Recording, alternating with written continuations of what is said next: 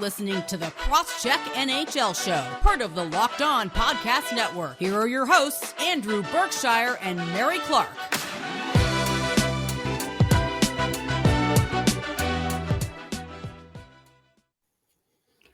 Hello and welcome to the Cross-Check NHL Show. Thanks for making the Cross-Check NHL Show your first listen every Tuesday and Thursday. We're free and available on all platforms, now including YouTube. My name is Mary Clarke, staff writer for The Win, and you can follow me on Twitter at Mary C. Clarke. I'm here with Andrew Berkshire, NHL analyst for the Montreal Gazette and host of Game Over Montreal on the SDPN. You can follow on Twitter at Andrew Berkshire. On this Tuesday edition of the Cross-Check, the Eastern Conference feels all but locked up, now thanks to the rolling Bruins. Is there any hope for the teams behind them in the wildcard race? Next, the Oilers continue to be the NHL's biggest story with how far they've fallen and Connor McDavid's lack of leadership. And finally, the NHL announced the All-Star rosters and jerseys, so we'll spend a bit of time dissecting those to close out the show. So Andrew, before we start today's show, how are you doing? Oh, I'm doing all right. We finally got our landlord to come in and fix a baseboard heater that went out this weekend. It was, I don't know if this, actually, you know what? Fahrenheit and Celsius start to equal out around this temperature, so you will understand it. It was about minus 35 this weekend in Montreal. So it got real cold, and one of our baseboard heaters in the kitchen stopped working, and it got down to about 4 degrees in the house. And that was pretty bad. So I had to go out and go to Home Depot and buy a space heater just to like survive it. And we couldn't get it above like 14, 15 degrees until yesterday when it started heating up a little bit. So that's finally fixed. That's good because you don't want your kids to get too cold. But other than that, it was a pretty uneventful weekend. Uneventful. You're not going to say anything about how people can see us now, Andrew. This is people true. Can see us. I thought you were going to lead off. That's fair. I thought you were going to lead off with, that, not just about how cold it's been, because we know how cold it's been. It's wintertime. I mean, it's not nearly as cold here in Pennsylvania, but it's wintertime. But yeah, you can see us now. Congratulations. We're on YouTube. We did it. We did it. We finally got there. We were supposed to do this a while ago, but we got distracted. For any growing pains, anything of that nature, as we get used to this. I mean, Andrew has a little bit of experience, just a little on YouTube, but I'm kind of new to this thing. So if, things seem a little bit weird for a while, just kind of like how when we started the show, it'll be weird for a bit, but it's still the same show at its core. So you'll be stuck with us through hockey talk, pop culture, and more. As for me, not much really. I mean, it was a nice relaxing weekend. I think I was talking to my family that like I haven't had a day off like to myself in what feels like a very long time, basically since before the holiday, because a lot of stuff happened to me over the holiday with personal stuff. So when I had days off, they really weren't days off. So it was nice to have a couple of days off over the weekend and just play video games and be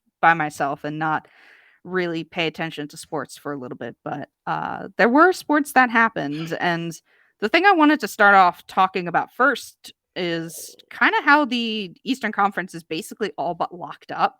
And this is sort of related to the Flyers because we've talked about them last episode, I believe, just a little bit at the end because of the Bobby Clarke stuff. But the real big thing is that the Eastern Conference is basically all but assured, at least the teams are, because the Boston Bruins are kind of roadblocking everybody else in into the East because they have 35 games played compared to like everybody else is like 39, 37, 36 behind them.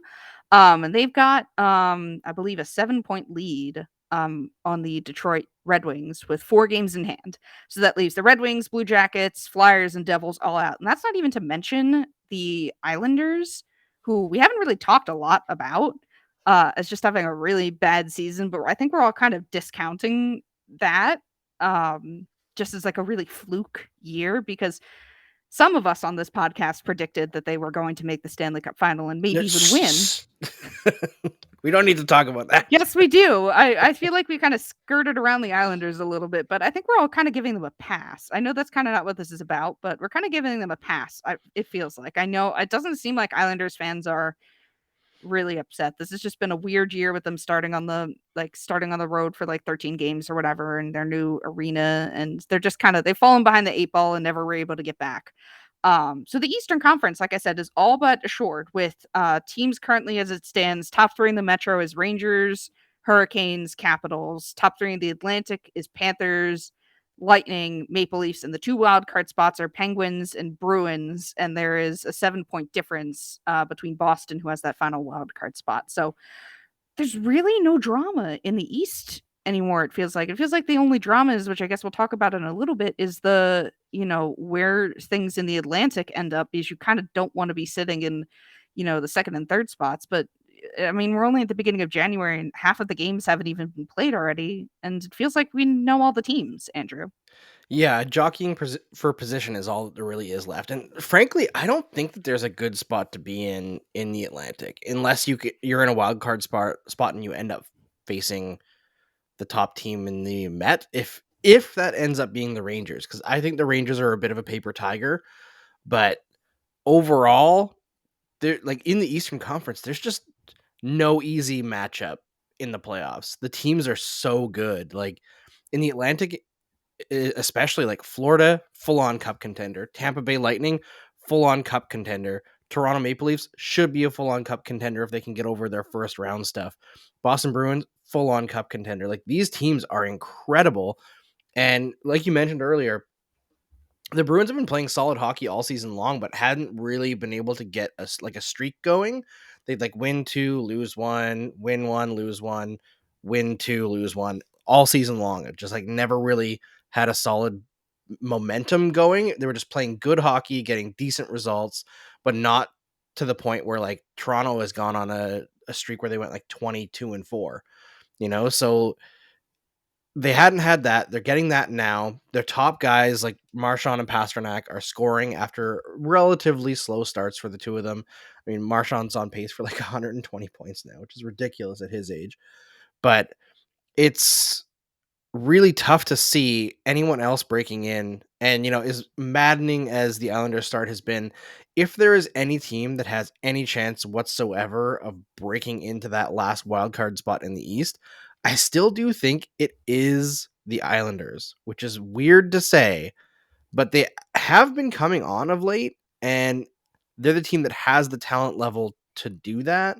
I don't think they're going to, but it's possible, like a severe outside shot, right? They also have 30 games played, at least as of Monday when we're Yes. recording this. They only have 30 games played, and sure, they're, like I said, behind the 8 ball, but that's still like it's been a weird year in general, but considering the, a postponement of games, the Islanders have, a lot of road ahead of them. So if they are going to make it in any capacity, it's going to be because they have so few games played that they'll be able to make up ground later on in the season. But Yeah, who's to say?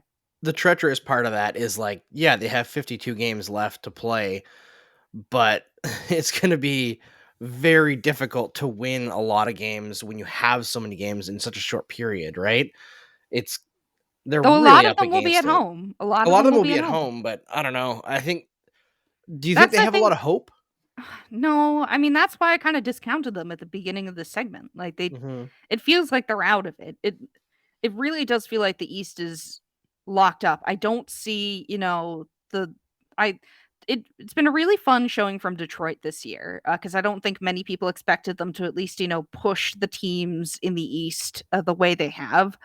But I don't think they're making it. Columbus, I don't think they're making it. The Flyers, definitely not. We talked a little bit about them last time, but they're just, stuck in their own little pit of misery. The Islanders have the pedigree to do it. I just think that It's the such an way uphill slog.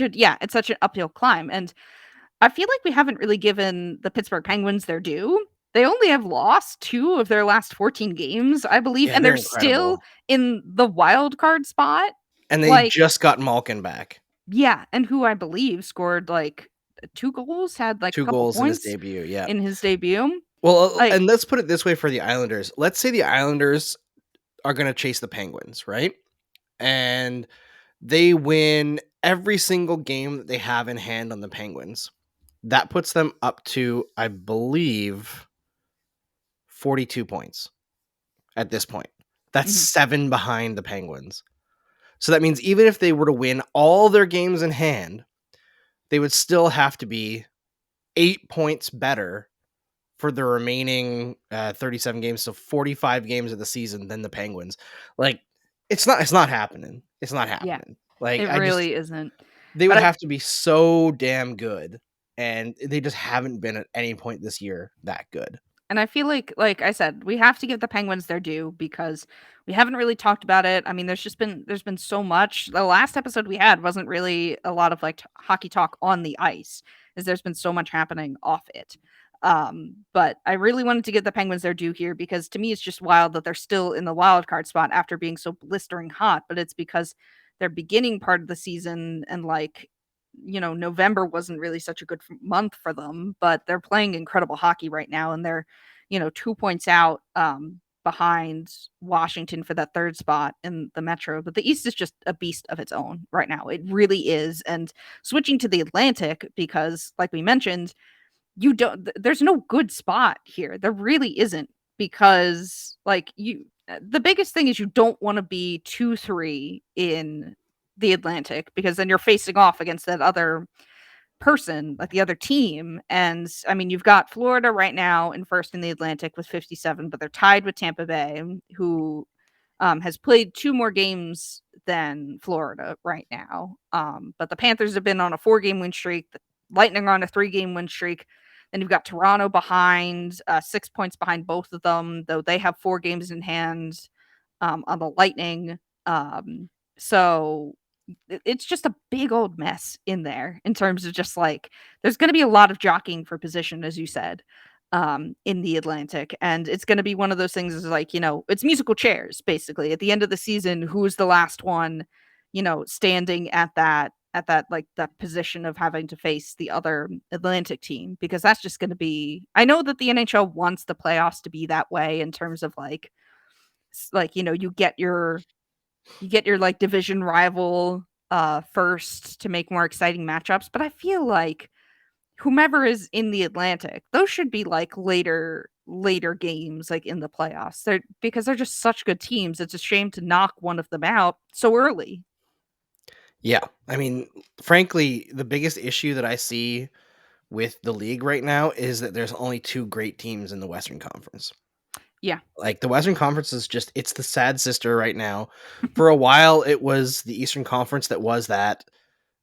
Not anymore. The balance of power has shifted so dramatically to the East that, like, if those two, like, if it went 1 through 16, or if you were matching up like conference against conference, the only 2 Western Conference teams that I'd be confident would make it out of the first round would be Colorado and Vegas. And even Vegas, they haven't been that great this year. A lot of it has to do with injuries. It's just that I think that there's such good foundation to that team, and they are going to get Jack Eichel back before the playoffs, most likely. So that makes them very, very dangerous. But overall, like, even Vegas, I'm not sure if, like, going through the Atlantic, I don't know if they beat any of the Atlantic teams going through No. the Metropolitan. I don't think they beat Carolina, and I'm not sure about Washington or Pittsburgh. I'm on record saying I think the Rangers are a paper tiger, but they're better than almost everyone in the West. And they're getting good goaltending. They're They getting are. really good goaltending. They're getting Hart Trophy level goaltending. Mm-hmm. So that's definitely impacting them this year. And it is just it's so fascinating to look at the standings, because I know technically we should be in the halfway point, and some teams are, I guess, in the halfway point. Like some teams, like Anaheim has played 41 games. And some other teams are at 40 games, like Tampa Bay is at 40. So basically half their season is over. But then you get to teams like the Islanders who've only played 30. So it feels like we're in a weird, like we're basically halfway through the season in some respects, but not in others. So this was already a weird year to begin with the pandemic, but that's just something to, I guess look forward to. But the East, like I said, is all but wrapped up. So it's really just moving position up and down basically, which is kind of a shame because you don't want to see playoff spots locked up this early, because then where's the drama. But I guess that's going to come from the Western Conference, because coming up next we're going to talk about the Oilers again, because they are the biggest story in terms of I think the NHL right now, because Connor McDavid continues to faceplant in his leadership and his quotes. are, not great for someone you want as a captain of your team. So we're going to talk about that coming up right after this. BetOnline would like to wish you a new happy betting year as we continue our march to the playoffs and beyond. BetOnline remains the number one spot for all your best sports wagering action for 2022. New year and a new updated desktop and mobile website to sign up today and receive your 50% welcome bonus on your first deposit. Just use our promo code LOCKEDON to get started. From football, basketball, hockey, boxing, and UFC, right to your favorite Vegas casino games, don't wait to take advantage of all the amazing offers available for 2022. BetOnline is the fastest and easiest way to wager all your favorite sports. BetOnline, where the game starts. All right, Andrew. So, like I said before we went to break, the Oilers are continuing to faceplant because they're now, as of Monday, 4 points out of a wild card position and are 2-6-2 in their last 10 games with a 3-game losing streak. I know Scott and I talked about the Oilers when he was on taking over for you 2 weeks ago, basically it was at this point. So we talked about it a little bit then. But I figured I wanted to get your opinions on these things too, Andrew, because obviously you're the second co-host of this podcast, and your opinion is very important to me. But also, there's not really, I think, a bigger story in the NHL right now than the Oilers. We mentioned last week when we talked about Evander Kane because that is also dragged into this because they seem to be the front runners, and McDavid's quotes about that not being up to par with what we would want from a leader. But the biggest thing is his quote on the most recent loss is basically he just said, "I'm not sure what to tell you," when asked about why the Oilers had lost the way they did, because I believe they held a 3-1 lead and then choked it away and lost.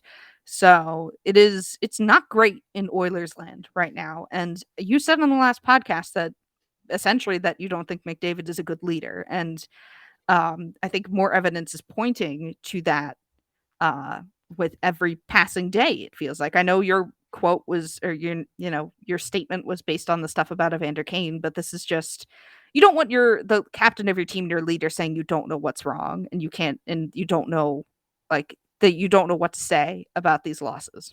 Yeah, I think the issue with that is McDavid probably does know what's wrong, but if he were to call it out, it would essentially be him raking management and ownership over the coals.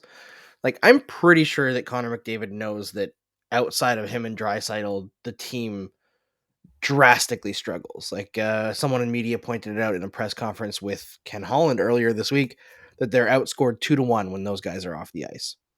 That's bad. That's more than bad. That's absolutely disastrous. Like, you cannot survive in the NHL like that. And that comes down to the Oilers have not been built properly. Like, Leon Draisaitl and Connor McDavid are playing almost half of every game. Forwards don't really do that, right? They're bringing home award after award. They're putting up legendary offensive seasons, and still they can't drag this team kicking and screaming into the playoffs past round one. Like, they barely have made the playoffs.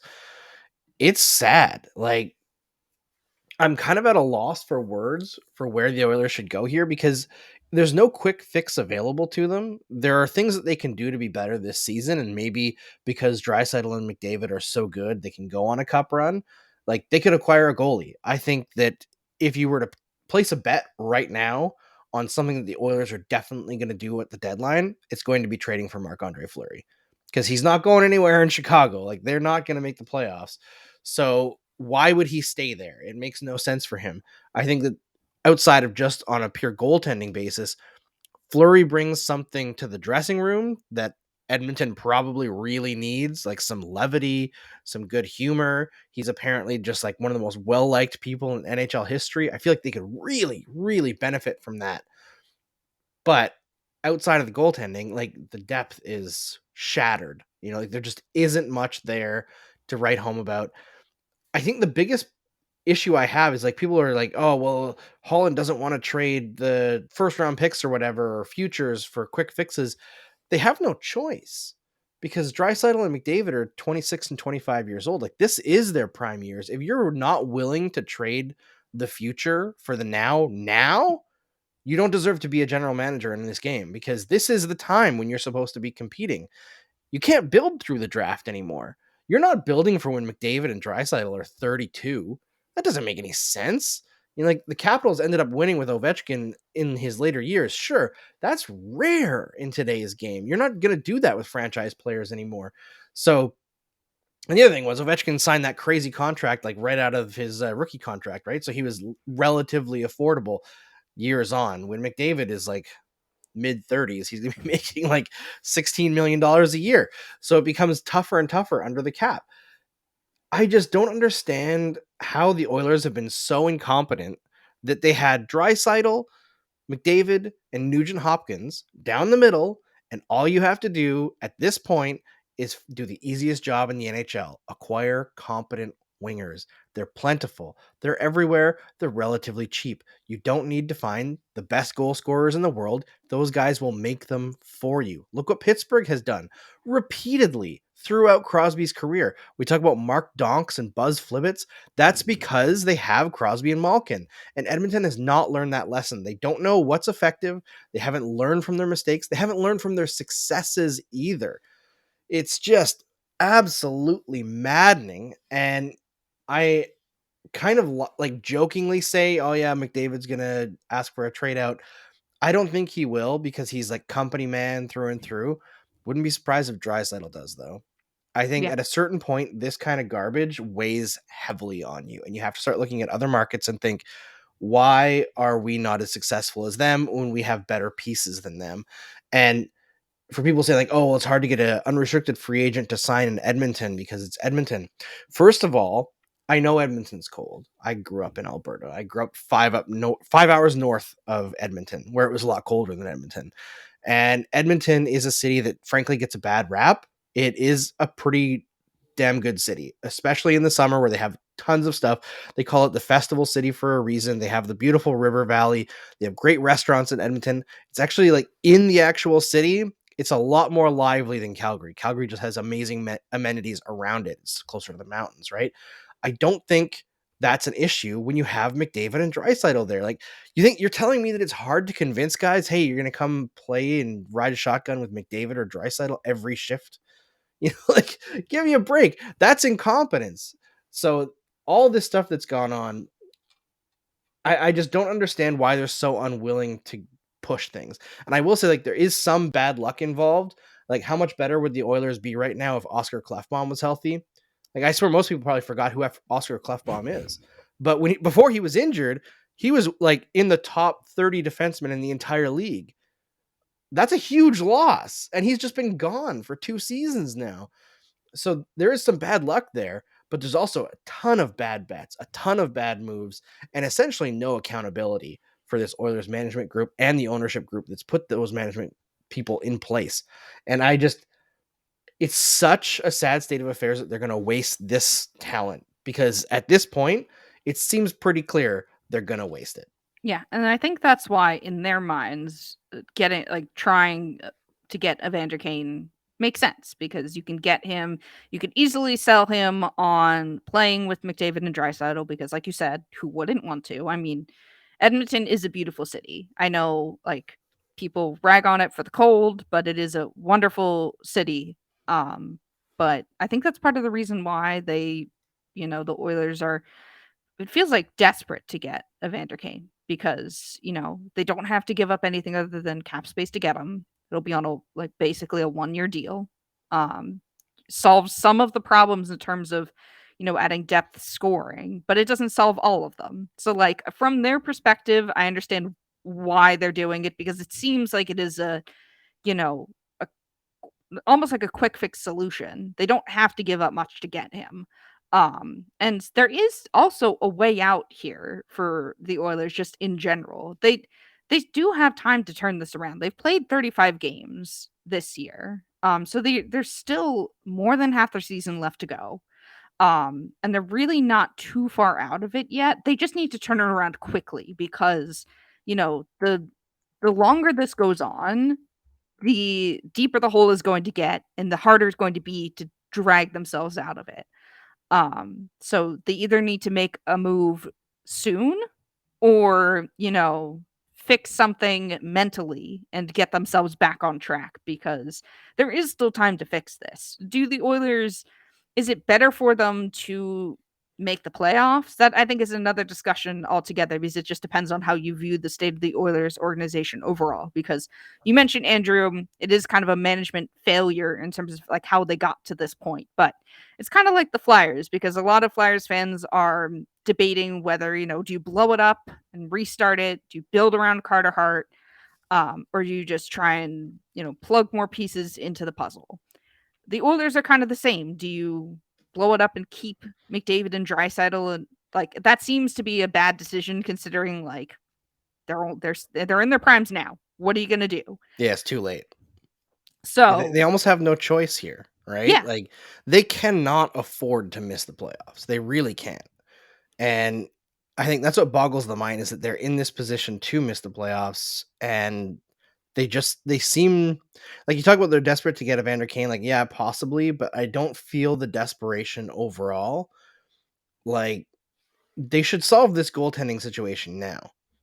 Yeah, because Like, it's so bad. yeah, it's awful. And they went into it like it was so obviously awful before they went into And the Mike season. Smith isn't even the problem, which is the funniest part. I mean, like, he hasn't played, but he's Well, not. it's a problem that he's ancient and can't stay healthy, right? Like, he's Yeah. played 6 games this season, and he hasn't been great. He's got an 899 or 898 save percentage this season in 6 games.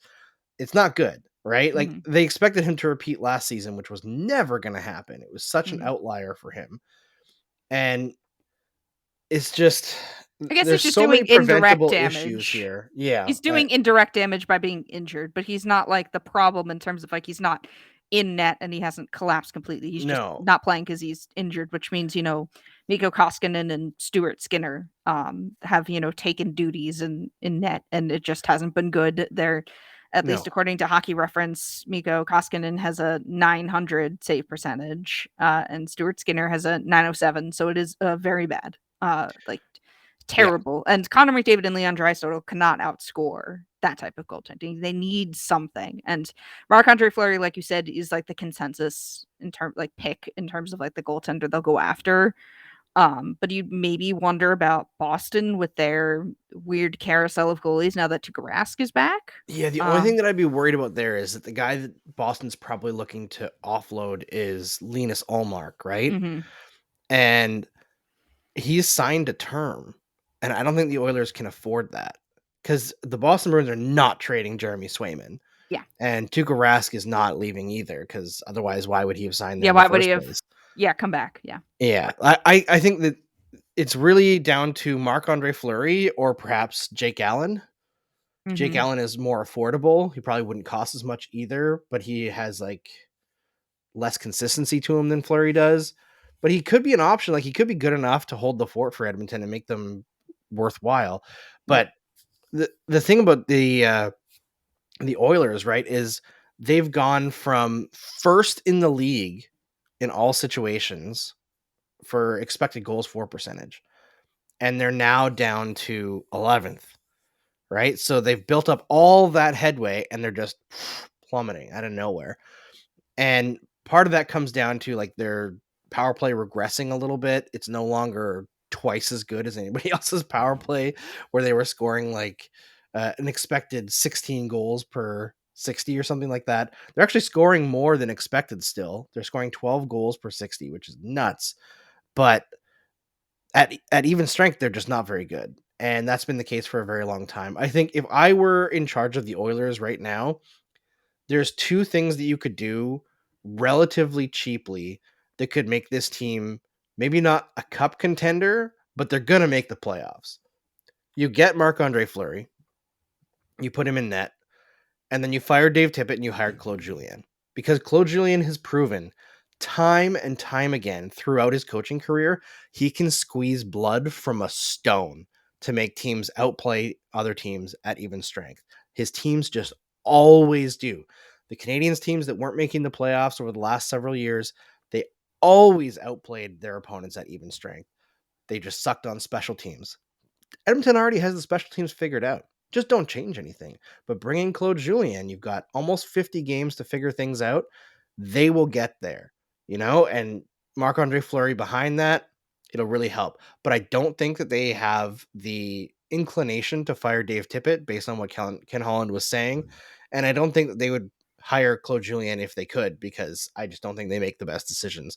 So they're kind of stuck here where it's only going to be moving around personnel. And it, to me, outside of Fleury, is just going to be moving deck chairs on the Titanic, because I just don't see a top 4 defenseman that's available that could change things for them.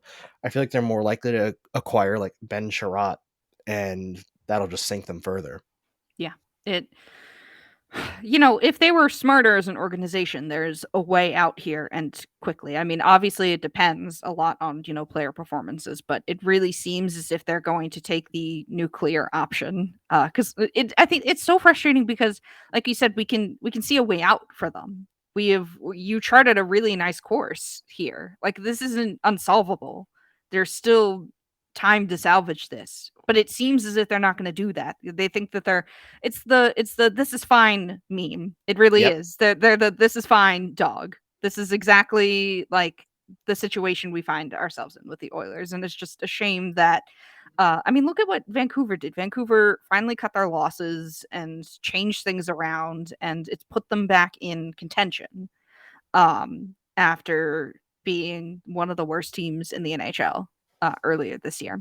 The Oilers, if they change things up, fire their head coach, make a trade, they can turn this around. The numbers are still on their side. I know it's slimmer than it was before, but the numbers are still on their side. But it is just frustrating because we can see a path forward for them, and they're just not taking it. But coming up next, we're gonna talk about something fun and something lighthearted, and I hope we're not gonna get too argumentative over all-star rosters and all-star jerseys, because that is still a thing that's happening because no Olympics. So we're gonna have the all-star break. They were planning on it anyway, but we're gonna have more players than we thought we were going to, and it seems to be a fun time. But we're gonna talk about that coming up right after this.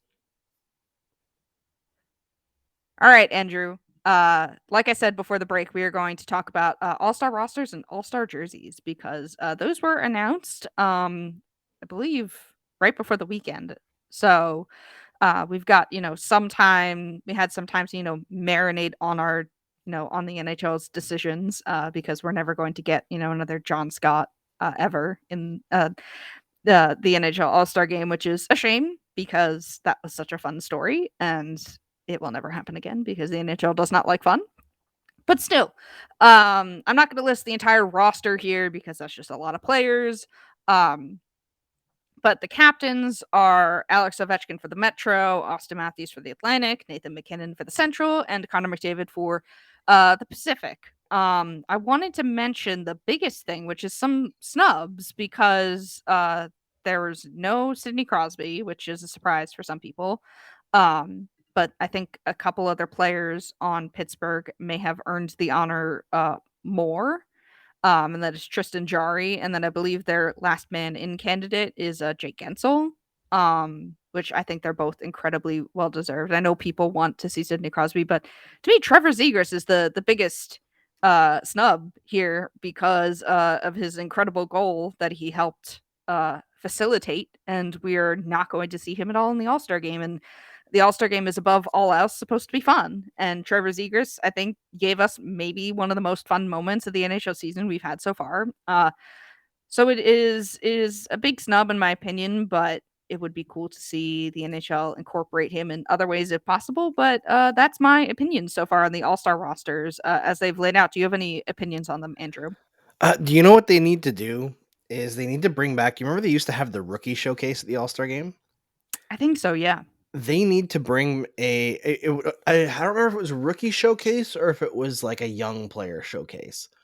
But I think it would be very fun because they do this like tournament format now. Mm-hmm. It'd be very fun to do like a round robin tournament and have like a rookie all-star team and a sophomore all-star team. So they come in, they're separate, right? And they battle against the division. So like the rookie team can swoop in and take that prize money from the veterans. It'd be I like think that would be super entertaining. Be like Team North America Reborn, essentially. Yes. This is like a similar idea, because that was the idea. It was basically what, under 23s from North America and or like Canada and North America, And then they something to had that. Team Some of Europe as well, which is Yeah. So awful. like bring back the spirit, because that was like the spirit of Team North America Yes, was, you know, 100%. the It young was the young kids. kids that wanted to spoil the party, and I Yeah. think that would add a lot of intrigue to the All-Star Game. But honestly, I think the biggest snub is Nazem Kadri. Oh, yeah, The that's true. season that he's had has been incredible, especially with like Nathan McKinnon missing time. He's really been the guy who's carried the Avalanche in a lot of ways. And I know he's slowed down a little bit, but like Brad Marchand was snubbed. He's not even on the last one in. I also find this last one in thing. Why are you limiting it? And why don't you just let people vote for who they want? Because they don't want another John Scott I situation. know. Andrew, It's we boring. talked about this. It's boring, but they don't want this again because they would get, you know, people voting for, I don't know, Tom Wilson. Okay, so I'm changing my mind. Here's what they should do. They should do the 4 division teams, a rookie team, and then out of all those that are left over, fans vote in another team. See, And the this is voted too team. fun. This is I a know. great idea, but this is Isn't too it? fun for the They NHL should to ever be implement. paying me for this idea. Yes, because these are incredible ideas. Because I still enjoy the All-Star Game, like the weekend. It's just fun. It's a nice, don't. fun levity. I know, and it is there for the people in the city. It's there for the kids to go and have a good time. I still enjoy it in general, just because it's usually hockey Twitters can be fun around that time.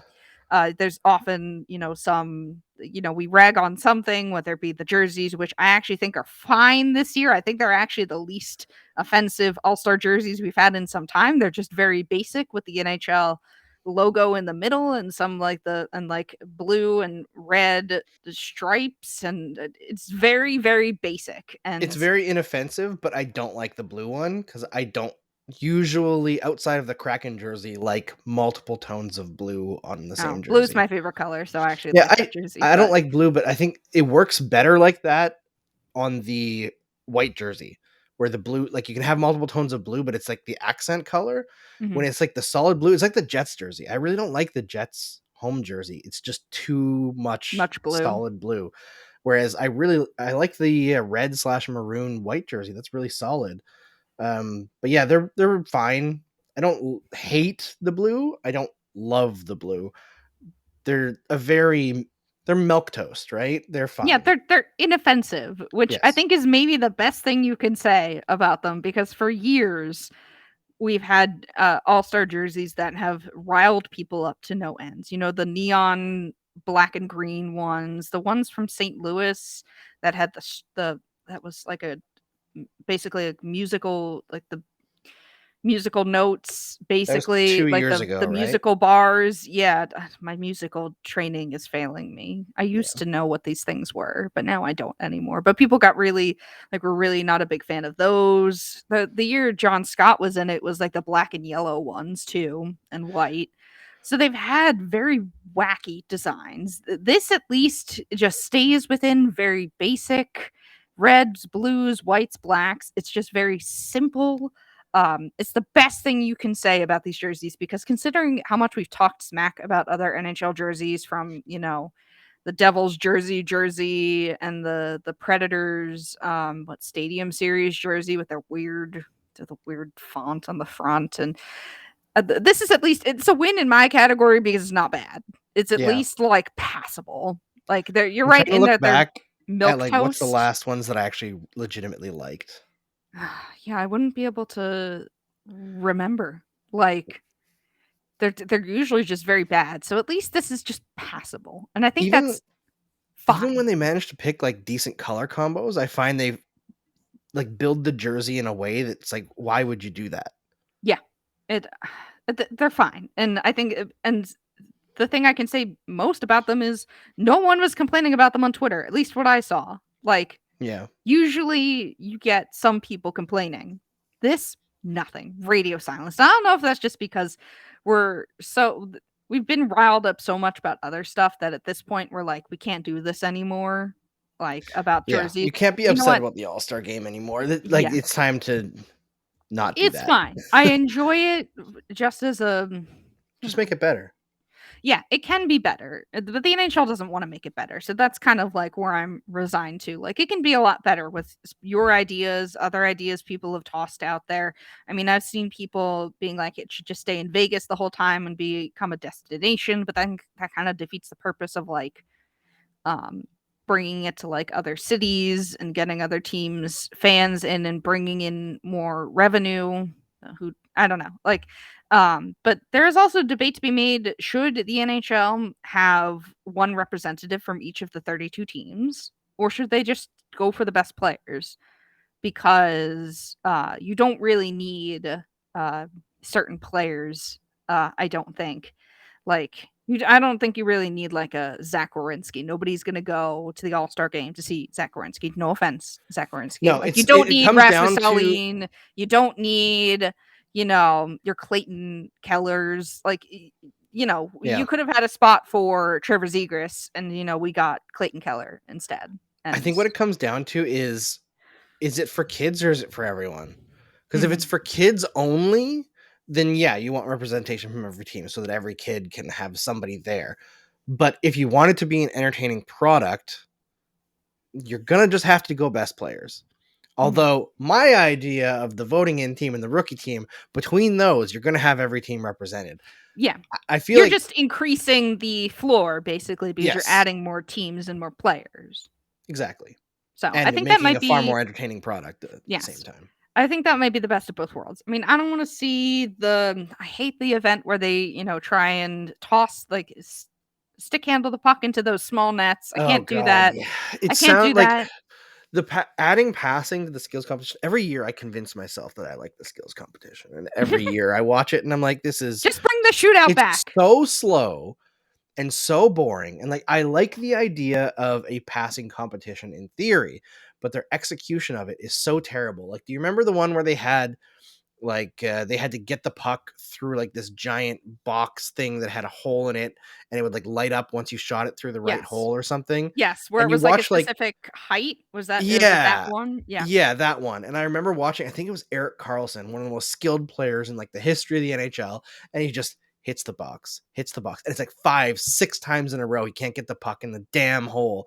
And I'm pretty sure he just picked up the puck and put it through it. Yeah. And it's like, this is not showcasing the skill of these guys. We need to bring back the shootout for Yes, starters. 100% bring back the shootout. Bring back the shootout. Do you remember? I think they used to do a thing also where they would do like 3-on-0s. Where it was Maybe? like the goalie skill competition. It would be like 3 players. And I specifically remember watching like an All-Star game, and it was like Mario Lemieux, Brett Hall, and somebody else going down in a 3-on-0 on another goaltender. And it's like, that's incredible to watch. Like, just let these Just make guys it play around wacky. and try to score. Yeah. Yeah. Do cool things that mimic actual game states. Don't bring in small nets and crap like that. Like, Yeah. hardest shot is entertaining because it's very simple. Hardest shot. Fastest Skater is Fastest simple and skater. easy Fun. and fun because you're just looping around the rink and seeing how fast you are. Yeah. They're The NHL has a simple, habit they're of easy. overthinking. Yeah.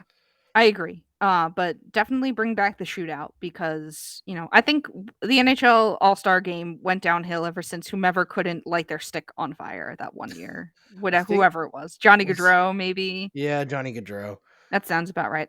They should allow for more creativity. Like, I get you've seen a shootout, you've seen the ball, but like allow props. That one time whomever used the other person as like the stick, like, I don't know, I think Jake Voracek was involved with getting maybe like a kid or somebody else to shoot for him. Yeah, that sounds familiar. Also, I feel like they switched away from having NHL goaltenders because the shootout became like a trick competition, and like that can be fun. But Didn't they have a competition where goalies with goalie goals? I thought they like put goalies behind the red yes, line.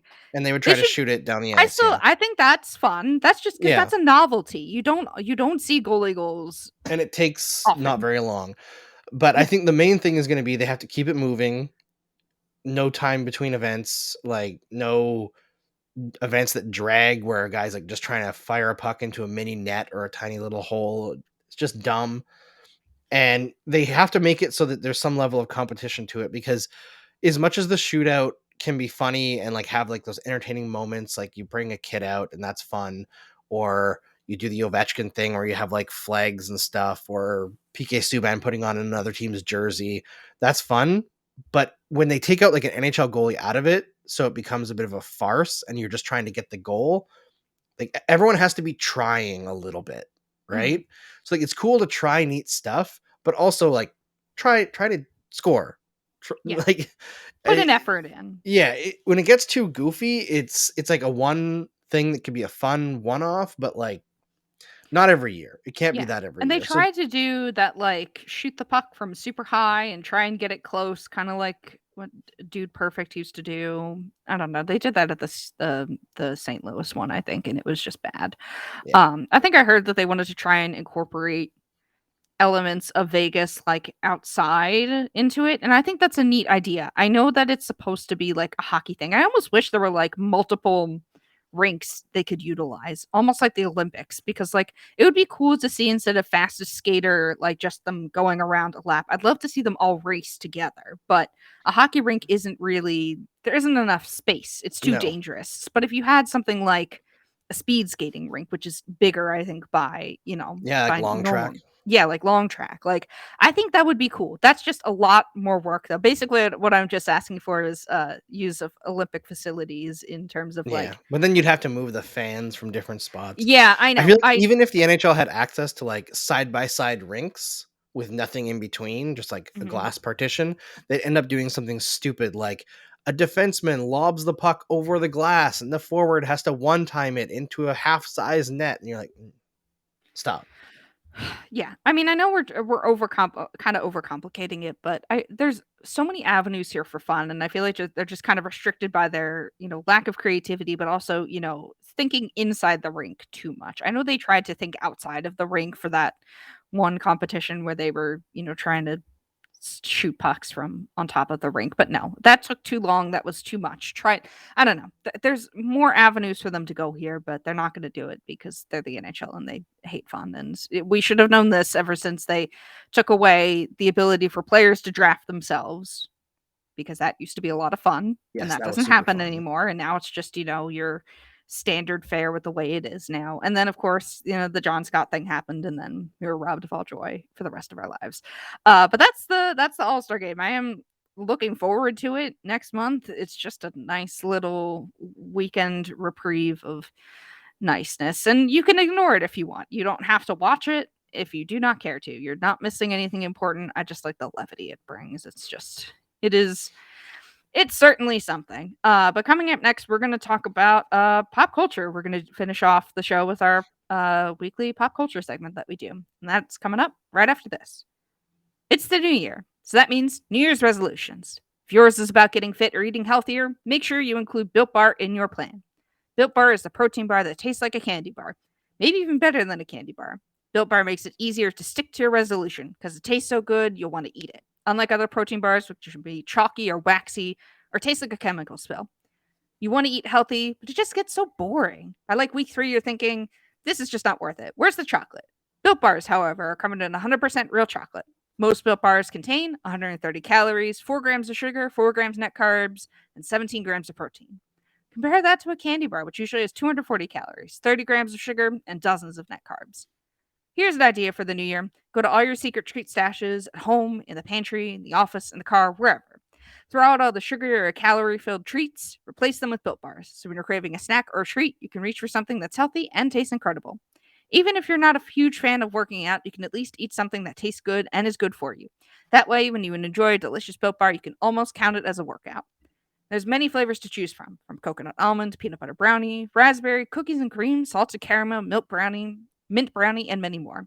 In fact, Built is always coming out with new limited time flavors, so check out Built.com to see what's new. So go to Built.com and use promo code LOCKED15 for 15% off of your next order. Use promo code LOCKED15 for 15% off at Built.com. All right, Andrew, so final part of our show for our listeners, and I guess watchers now, because people are watching us on YouTube, is our pop culture roulette segment. And none of us put anything in the document for today, so that bodes well.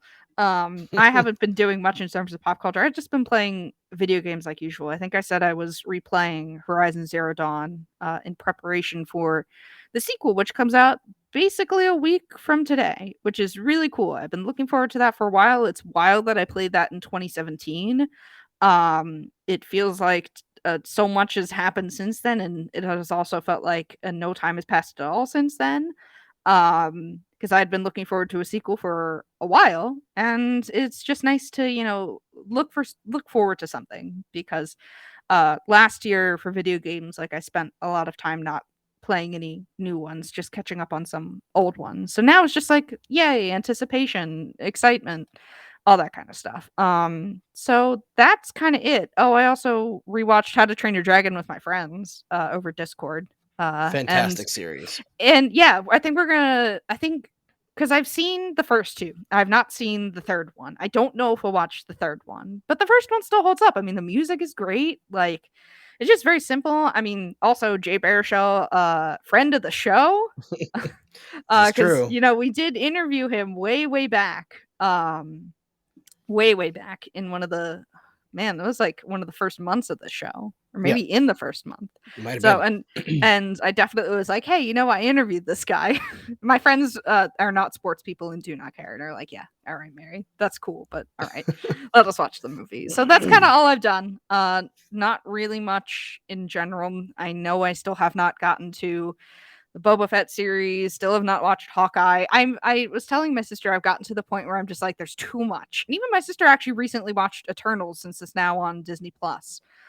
She's like, she broke it up into multiple chunks and watched it, and she enjoyed it. And I'm like, that's nice. I don't know if I'll watch it.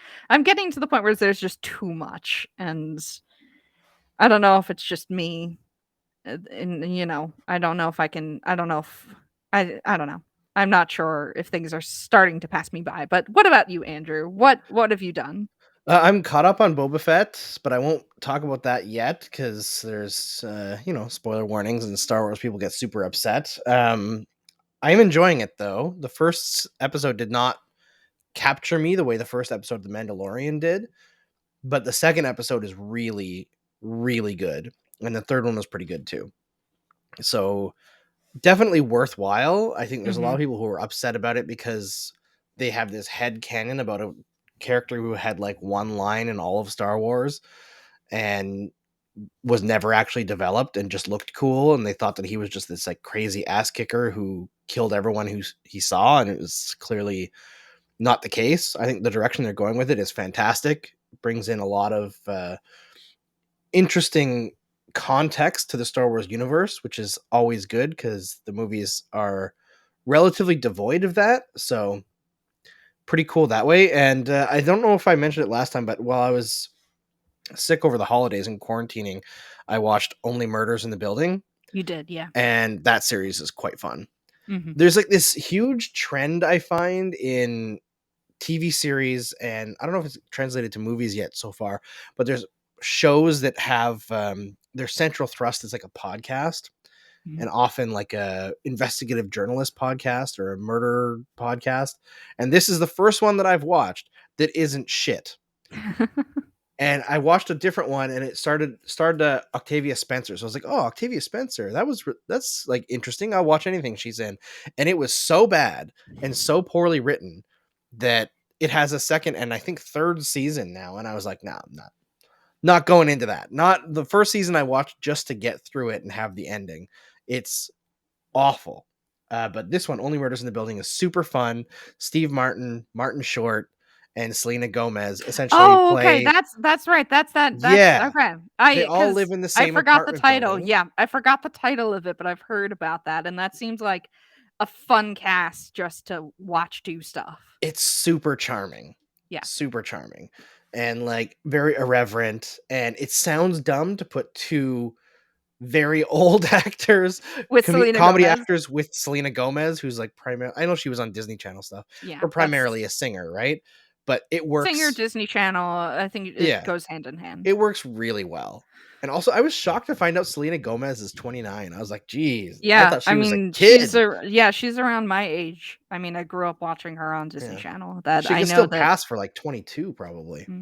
She's it's wild seeing all these actors I grew up watching, like Miley Cyrus and stuff like that, have the arc she has had in her life. It's just really interesting.